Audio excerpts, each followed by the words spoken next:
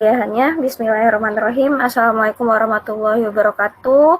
Waalaikumsalam warahmatullahi wabarakatuh. Salam sejahtera untuk semuanya yang menonton.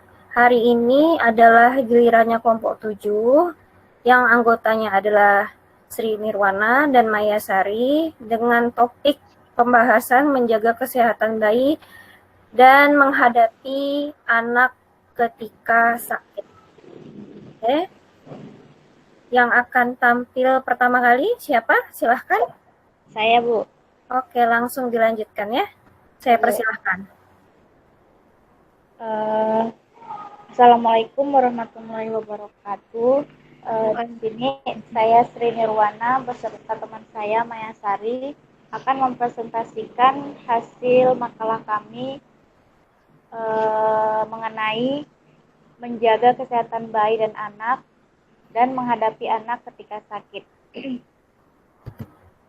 Langsung saja, yang pertama, ada beberapa hal atau cara yang bisa kita lakukan untuk menjaga kesehatan bayi. Itu yang pertama, jangan biarkan orang lain untuk mencium bayi kita sembarangan.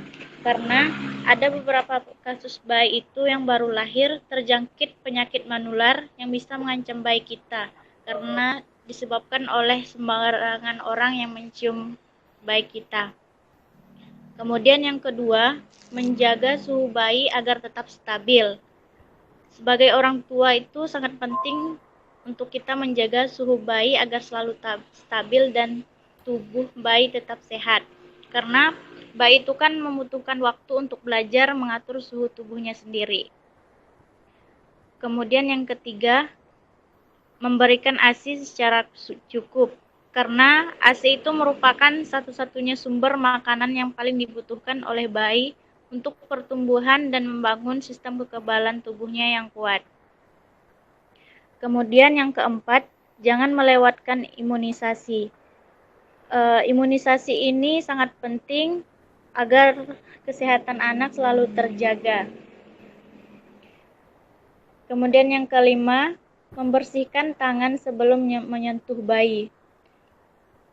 Kita sebagai orang tua usahakan untuk selalu membersihkan tangan sebelum memegang bayi atau menyentuh bayi, karena meski tidak terlihat apa yang telah kita pegang, tangan kita tuh membawa berbagai macam bakteri bahkan virus yang bisa menyerang bayi saat kita menyentuhnya. Kemudian yang keenam, mensterilkan botol susu.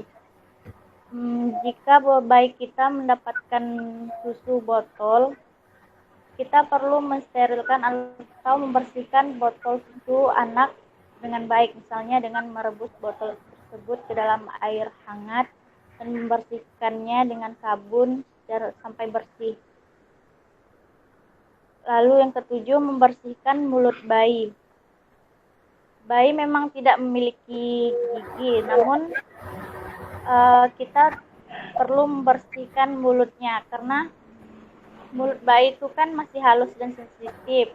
Nah, jadi kita bisa membersihkan mulutnya itu dengan menggunakan kain yang lembut. Yang kedelapan, mengganti popoknya. Ini sangat perlu diperhatikan oleh seorang ibu. Karena dengan memperhatikan atau rajin mengganti popok anak akan membantu anak tersebut terlindungi dari infeksi dan berbagai macam penyakit lainnya. Kemudian yang ke-9, memandikan bayi. Jadi kita itu harus selalu membersihkan tubuh bayi dengan kain yang lembut atau langsung memandikannya. Jangan biarkan keringat atau kotoran itu menempel terlalu lama pada tubuh bayi. Ini bisa menyebabkan infeksi atau penyakit bisa menular pada tubuh bayi. Kemudian kebersihan payudara ibu. Seorang ibu juga sangat perlu memperhatikan kebersihan dari payudaranya karena saat kita berkeringat atau meletakkan misalnya memakai bedak atau deodoran seperti parfum gitu kan ada bahan kimianya. Jadi kalau anak minum susu bisa membahayakan si bayi gitu.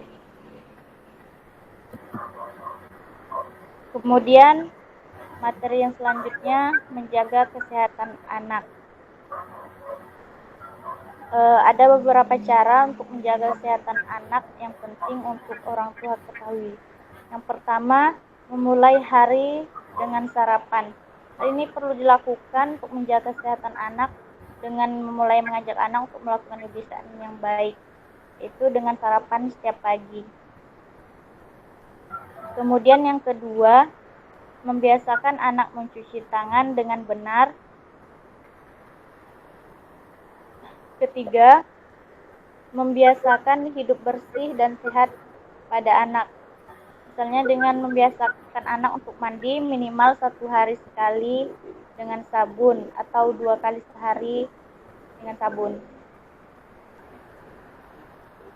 Memberikan makanan yang baik dan sehat. Memberikan makanan sehat itu merupakan langkah yang sangat penting untuk menjaga kesehatan anak agar anak yang mendapatkan makanan sehat itu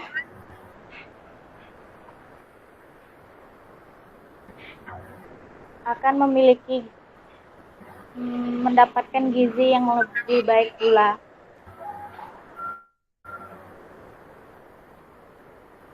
Kemudian yang kelima, memperbanyak minum cairan sehat atau memperbanyak minum air putih dan misalnya air susu juga.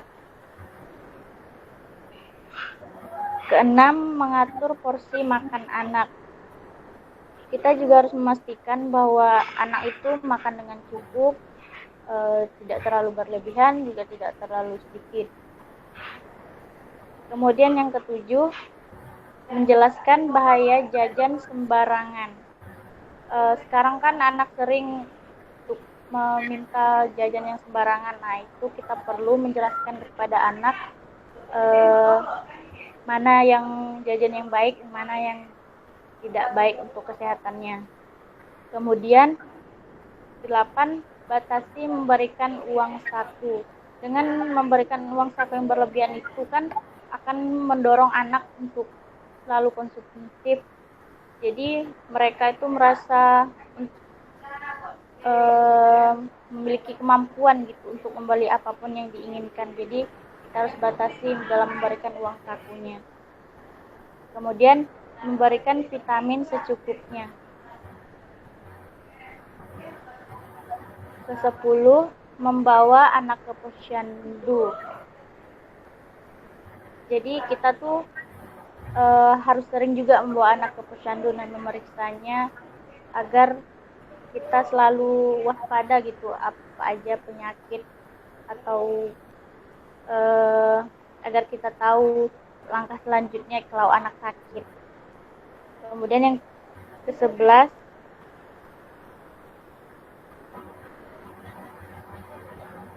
biasakan anak untuk tidur yang cukup setiap hari.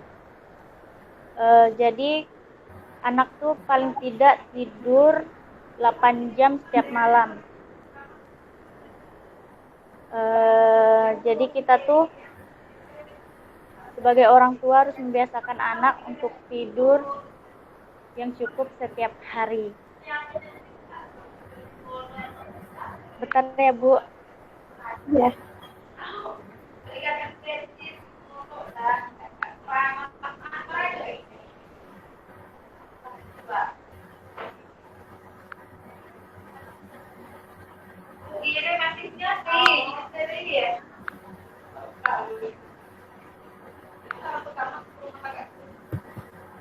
Sri coba pindah ke tempat yang agak sepi dikit, Sri. Kenapa, Bu? Suaranya gabung dengan suara di belakang. Iya.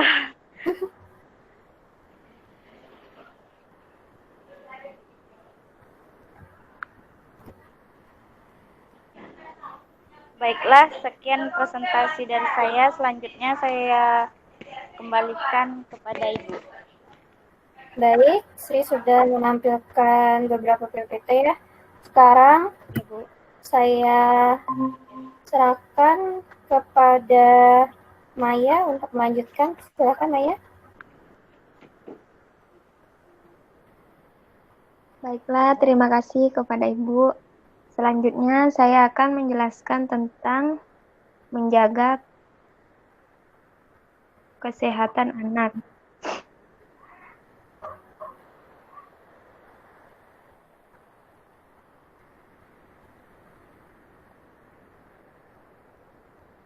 Menjaga kesehatan anak atau menghadapi anak ketika sakit. Berurusan dengan anak yang sakit adalah satu tantangan terbesar bagi orang tua karena harus menangani kebutuhan fisik, medis, serta emosional anak yang sering tidak bisa dikontrol saat sakit. Setiap orang tua pasti akan merasa panik dan khawatir ketika anaknya sakit. Tapi ada beberapa hal yang bisa orang tua lakukan. Yang pertama yaitu periksa gejala yang muncul pada anak dengan seksama. Biasanya anak tidak bisa menjelaskan gejala yang sebenarnya dialami. Untuk itu, periksa dengan seksama seperti demam dan rasa sakit yang muncul. Yang kedua, tetaplah tenang dan jangan panik di depan anak, karena bisa memberikan efek menenangkan pada diri anak. Jika tenang, maka orang tua bisa lebih fokus melihat kondisi anak dan berpikir jernih. Yang selanjutnya, manjakan anak yang sedang sakit. Saat sakit, maka anak dalam masa yang sulit. Karenanya, manjakanlah dia dengan memberinya izin untuk tidak bersekolah, membuat makanan kesukaannya, atau membacakan buku agar ia terhibur. Selanjutnya, sediakan obat-obat untuk penyakit yang umum dan ringan. Sebagai bentuk pencegahan pertama, tapi jangan mencoba untuk menjadi dokter. Jika kondisi anak tidak membaik, sebaiknya segera konsultasikan dengan dokter.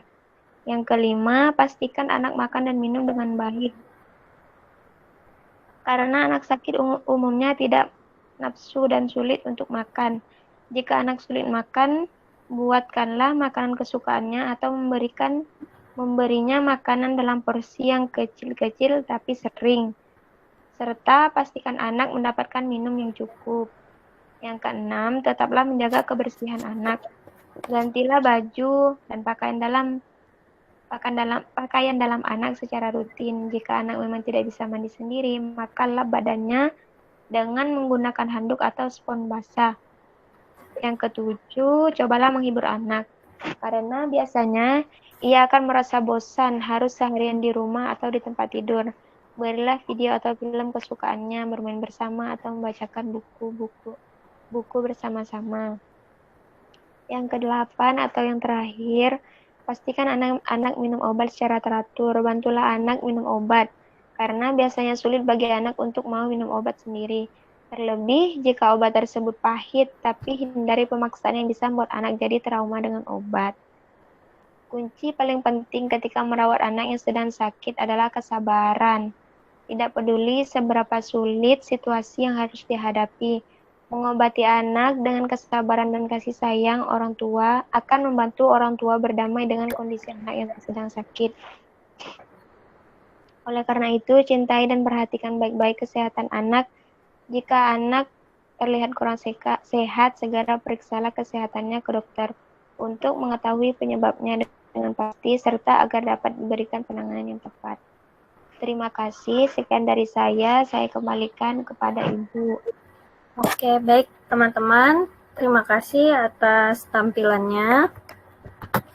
Kita sudah membahas tentang kesehatan sama ketika anak sakit ya. Jadi sehat itu ya ibaratnya sesuatu yang harus terus dijaga karena sewaktu-waktu kan bisa saja sakit. Nah, yang sehatnya ini yang penting, yang utama dulu sebelum anak sakit. Nah, kenapa seperti itu? Karena kalau sudah terpolakan sehat, berarti penanggulangan ketika sakit pun itu akan lebih mudah karena sudah ada bentuk rutinitas. Meskipun ketika anak sakit itu kan ada mood yang berbeda gitu ya. Nah, kaitannya dengan mata kuliah kita yang babysitter ini, suatu hari gitu ya, ketika babysitter ini menangani anak yang sakit, orang tuanya tidak berada di sekitarnya atau sedang pergi kerja atau kemana gitu ya, yang harus dilakukan pertama adalah sebelum itu terjadi gitu ya. Sebelum itu terjadi berarti sudah harus ada perjanjian seperti apa ketika anak tiba-tiba sakit dan orang tua tidak berada di dekat anak. Nah, itu berarti babysitternya juga termasuk yang tadi kategorinya yang teman-teman bilang itu ya harus cepat tanggap gitu ya. Tiba-tiba anak moodnya berubah, terus suhu tubuhnya berubah, volume makannya tiba-tiba lebih sedikit gitu. Apalagi anak-anak yang batita atau bayi yang baru awal-awal makan itu mungkin belum bisa berkomunikasi dengan baik gitu ya. Sehingga kita orang dewasa yang di sekitarnya yang harus tahu, harus tanggap, harus hafal apa yang dilakukan anak tiba-tiba berbeda itu harus mengetahui. Baik ini ada termasuk dengan apakah tiba-tiba kita baru mengetahui anak alergi dari makanan, lalu orang yang berada di sekitarnya itu bertanggung jawab juga untuk menampilkan sebagai pribadi yang juga sehat. Nah, berarti orang-orang yang terdekatnya kalau soal mandi ya harus rajin mandi, terlihat gitu sama anaknya ya. Lalu sikat gigi juga meskipun kalau anaknya sudah balita gitu ya, itu harus tahu bahwa kebiasaan orang itu memang misalnya sikat gigi. Mandi juga seperti itu. Lalu kalau ketika anak sakit nih, nah ketika anak sakit, di sini kan teman-teman sudah ada menampilkan ini sampai mana babysitter itu punya wewenang harus ada tindakan darurat juga gitu. Apa tindakan darurat? Maksudnya langsung membawa anak ke fasilitas kesehatan terdekat. Nah, ketika keadaan darurat gitu ya, entah anak itu terluka atau lain sebagainya, itu kan harus segera ditangani. Atau tiba-tiba anak misalnya mengalami situasi atau memiliki kondisi kesehatan tertentu, misalnya anak mengalami atau mengidap epilepsi. Nah, itu kan orang-orang sekitarnya termasuk babysitter harus tahu bagaimana menangani anak tersebut. Atau memiliki penyakit-penyakit kronis, entah itu ada kelainan darah, macam-macam ya, penyakit kronis ya, yang memang sudah dari lahir ada biasanya seperti itu. Atau anak memang kondisinya lemah, mungkin terlahirnya prematur gitu. Jadi hal-hal ini memang mau tidak mau babysitter harus berperan dan bersabar terhadap kondisi anak. Meskipun juga babysitter harusnya juga mendorong peran orang tua karena sesungguhnya gitu ya, tanggung jawab utama dalam pengasuhan dan perawatan anak ini kan sebenarnya orang tua. Babysitter tugasnya hanyalah membantu di saat orang tua tidak berada di sekitar anak. Nah, jadi jangan sampai ketika ada kejadian tertentu, babysitter 100% disalahkan gitu sama orang tua. Nah, keadaan sakit seperti ini itu harus diomongkan juga di awal. Jadi kontraknya di awal, kemungkinan-kemungkinan terhadap anak itu sudah harus dibahas gitu teman-teman ya. Nah, termasuk bagaimana menjaga kesehatan, terus rumah yang sehat itu seperti apa. Jadi suara babysitter itu harus didengarkan. Jadi babysitternya memang harus pintar. Jadi paham tentang kesehatan anak, bagaimana menjaga kesehatan secara umum gitu. Termasuk tadi sudah ada mencuci tangan, terus di sekitar lingkungannya juga harus bersih gitu ya. Apakah dia terhindar juga dari misalnya ada waktu-waktu tertentu yang ada wabah demam berdarah misalnya. Ini kan kayak waktu-waktu hujan seperti ini bisa jadi sewaktu-waktu ada wabah gitu. Nah, itu juga harus sadar sampai hal sekecil-kecil itu. Termasuk tadi menarik, di awal Sri ada bilang bayi itu tidak boleh dicium-cium sembarangan gitu ya, Sri ya. Nah, itu benar, dan ada kasusnya sampai yang tertular penyakit paru-paru termasuk penyakit kulit karena dicium sana-sini sama orang yang sudah membawa penyakit tersebut. Jadinya bayi yang imunitasnya masih rendah itu akhirnya tertular. Nah, itu makanya kita pun sebagai orang yang sadar itu kalau bisa menunjukkan diri kalau bayi ini itu tidak langsung kita sodorkan gitu ya, mentang-mentang kenal sekalipun kenal, jangan langsung mau disodorkan ke orang lain.